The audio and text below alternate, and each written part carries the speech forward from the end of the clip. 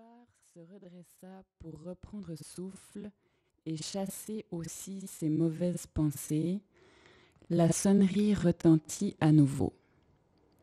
Elle insistait, mais d'une si curieuse manière, avec de courts arrêts et des reprises impérieuses, que les ouvriers s'arrêtèrent. Ballester écoutait, surpris, puis se décida et gagna lentement la porte. Il avait disparu depuis quelques secondes quand la sonnerie cessa enfin. Ils reprirent le travail. De nouveau, la porte s'ouvrit brutalement et Ballester courut vers le vestiaire. Il en sortit, chaussé d'espadrilles. Enfilant sa veste, dit à Ivar en passant : « La petite a eu une attaque. Je vais chercher Germain. » Et courut vers la grande porte.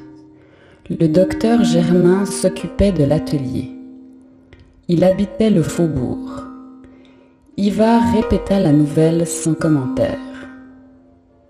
Quand Ivar se redressa pour reprendre souffle et chasser aussi ses mauvaises pensées, la sonnerie retentit à nouveau.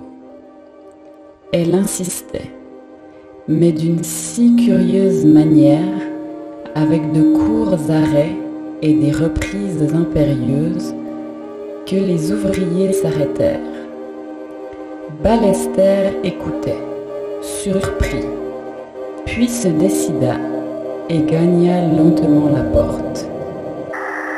Il avait disparu depuis quelques secondes quand la sonnerie cessa enfin. Ils reprirent le travail. De nouveau, la porte s'ouvrit brutalement et Ballester courut vers le vestiaire. Il en sortit, chaussé d'espadrilles. Enfilant sa veste, dit à Ivar en passant : « La petite a eu une attaque. Je vais chercher Germain. » Et courut vers la grande porte. Le docteur Germain s'occupait de l'atelier. Il habitait le faubourg.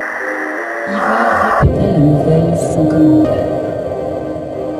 Quand Ivar se redressa pour reprendre souffle et chasser